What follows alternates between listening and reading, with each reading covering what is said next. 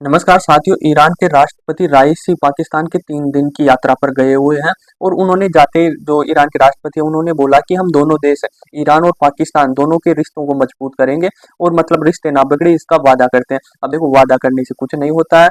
आप पहले कर रहे थे वही अब करोगे।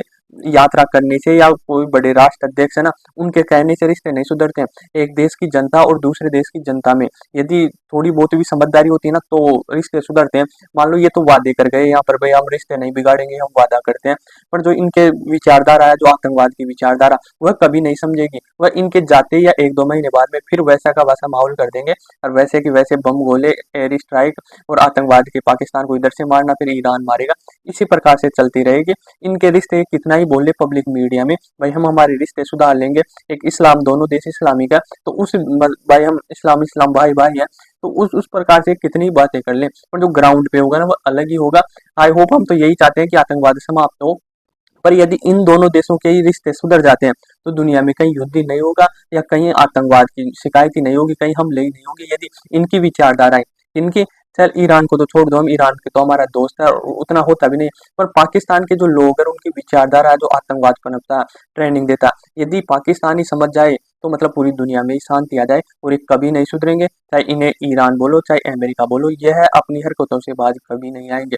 ये 3 दिन की यात्रा है। अब यात्रा जो मीडिया है उनके सामने तो ये मतलब सामने से तो ये रख रहे हैं कि जो हमारा व्यापार है ना हम उनको बढ़ाएंगे लगातार। अभी ईरान और पाकिस्तान के मध्य कितना होता है, 2 बिलियन का कारोबार होता है, मतलब आयात निर्यात होता है। तो ये मीडिया को बोल रहे हैं कि हम 10 बिलियन का व्यापार को मतलब आगे बढ़ाएंगे। हमारा टारगेट होगा कि हम आने वाले दिनों में 10 बिलियन का टारगेट करें। अब मेरे तो ये समझ में नहीं आ रहा है ये 10 बिलियन पहुंचाएंगे किसमें, बेचेंगे क्या? पाकिस्तान तो ईरान को क्या बेच लेगा? पाकिस्तान के पास तो क्या है, क्या गूदड़े बेचेंगे क्या उनके? मतलब जो भी क्या है, पाकिस्तान के पास कुछ नहीं है एक्सपोर्ट करने के लिए। कोई मजदूरी हो तो वो उसकी बात अलग है। और ईरान क्या दे देगा? मतलब ईरान की भी वही खस्ता हालत है, उसकी भी गाड़ी मतलब कमजोर पड़ी हुई है। दोनों देश सैंक्शन से मतलब भरे पड़े हैं। अमेरिका ईरान पे भी भयंकर तरीके से लगा रखा, पाकिस्तान के ऊपर से भी लगा रखा। तो अब ये सोच रहे हैं कि हम ईरान पे भी लग रहे हैं, पाकिस्तान पे भी लग रहे हैं, तो अब हम दोस्त बन जाते हैं, दुश्मनी को छोड़ देते हैं, क्योंकि हमारे पीछे बहुत से देश पड़ चुके हैं। तो ये मतलब बैकडोर से आगे, सामने से तो क्या बोल रहे हैं, व्यापार व्यापार बोल रहे हैं, पर व्यापार की मीडिया के सामने ही बातें होगी। बैकडोर से तो ये कुछ अलग ही सोचेंगे, अलग ही चीजें करेंगे, अलग ही डीले होंगे इनकी। ये शांति के लिए आए ना, राइसी बोल रहे हैं कि हम दोनों देशों की शांति के लिए आए। इनका लड़ाई हुई थी जनवरी के महीने में या फरवरी के महीने। ये शांति करने अब आ रहे हैं। कब आ रहे हैं? जब ईरान और इजराइल दोनों युद्ध में अटके पड़े हैं, दोनों के बीच काफी मतलब वो बिगड़ चुके हैं रिश्ते, युद्ध का माहौल बना हुआ। तो उस युद्ध को छोड़ के ये पाकिस्तान से रिश्ता सुधारने आ रहा है ईरान। ये तो कभी बैठती नहीं है बात। और फिर आके क्या बोल रहा है कि हम व्यापार बढ़ाएंगे। व्यापार क्या बढ़ाओगे तुम? 2 बिलियन, क्या तुम्हारा 2 बिलियन से भी कम हो जाएगा? 10 तो दूर की बात है। भाई सामान भी तो होना चाहिए बेचने के लिए। वहां पर खाने के बांधे पड़े हुए हैं, पाकिस्तान में पहनने के लिए कुछ है नहीं। भुखमरी ऑल टॉप हाई पे जा रही है, करप्शन इतनी तगड़ी हो रही है, पॉलिटिक्स स्टेबल नहीं है, आर्मी का कोई अता पता नहीं है। और उससे व्यापार बढ़ाओगे तो $10 बिलियन का, मतलब जो मुंह में आ रहे वही बोल रहे हैं, मतलब पागल ही समझ रहे हो दुनिया की मीडिया को। तो भाई मीडिया में हम जो बोल देंगे वही मान लेगा, ऐसा कुछ नहीं है। ये मतलब जो पाकिस्तान के चुनाव हुए ना अभी हाल ही में 2024 में, उसमें पहला विदेश मेहमान आया, जो कोई विदेश से मेहमान आया चुनाव के बाद में पाकिस्तान में, वह ईरान का राष्ट्रपति राइसी है। ये पहली बार चुनाव के बाद में आया। पाकिस्तान तो सऊदी अरब में जा चुका, उसका कोई मतलब नहीं है, पर एक खास यात्रा इसीलिए हो जाती है पाकिस्तान के लिए।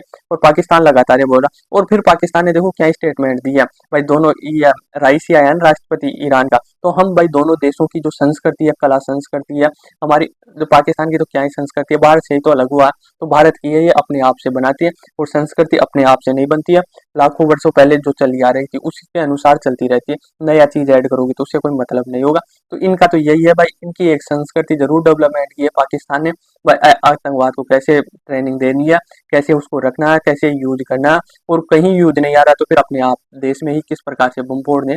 यही एक संस्कृति है पाकिस्तान की, जो है अपने लोगों को, अपने जो रिटायर्ड जो प्राइवेट आर्मी है उनको ट्रेनिंग देती, और कोई नहीं है। अभी किस प्रकार की संस्कृति की बात करें, ज्यादा से ज्यादा सरिया की बात कर रहे होंगे। भाई हम दोनों देशों में सरिया लागू कर देते हैं, महिलाओं का जीना हराम कर देते हैं। वैसे भी पाकिस्तान में तो वैसे महिलाओं का काफी बुरा हाल है। अभी यूएन की रिपोर्ट आई थी तो उसमें बोल रहे थे भाई सुधर जाओ तुम पाकिस्तान की सरकार, या तुम एक्शन लो इनके ऊपर, क्योंकि काफी जुर्म हो रहे थे। जो महिलाएं हैं उनको मतलब पीड़ित किया जा रहा था, धर्म बदलने पर, ज़बरदस्ती शादी करने पर, उनके गैंग रेप की काफ़ी ज़्यादा वारदात आ रही है। तो इस प्रकार की संस्कृति को बढ़ावा देगा ये, ईरान को और बर्बाद कर देगा। ईरान जो उसकी पटरी चल रही है थोड़ी बहुत, उसको और खिसका देगा। पाकिस्तान किसी का सगा नहीं है, सुधर जाओ भाई। और दूसरी चीज़ ये है कि जब पब्लिक में आए, मीडिया में आए ईरान के राष्ट्रपति और प्रधानमंत्री पाकिस्तान के, तो पाकिस्तान का तो टारगेट यही था कि ईरान कश्मीर के बारे में कुछ बोले, कश्मीर के बारे में हमारा समर्थन करे या कुछ बोले। पाकिस्तान के प्रधानमंत्री शहबाज शरीफ बोल रहे थे पूरी घाटी लाल हो चुकी है कश्मीर की, कश्मीर पे भारी अत्याचार हो रहा है। मैं उसको बता देना चाहता हूँ कि जो अत्याचार नहीं हो रहा है वो लाल है ना, वो केसर की वजह से होता। तुम्हें दिखता तो है नहीं है। पूरी जो कश्मीर की घाटियां है ना, उनमें सभी में केसर बहुत ज्यादा उगाई जाती है, बहुत ज्यादा होती है। पहले क्या होता था कि बारूद की वजह से या गोला बारूद की वजह से वहां पर नष्ट हो जाती, पर अब भयंकर तरीके से है। तो तू पहले रिसर्च कर भाई, लाल किससे, खून से नहीं हो रही है, वह केसर की वजह से हो रही है।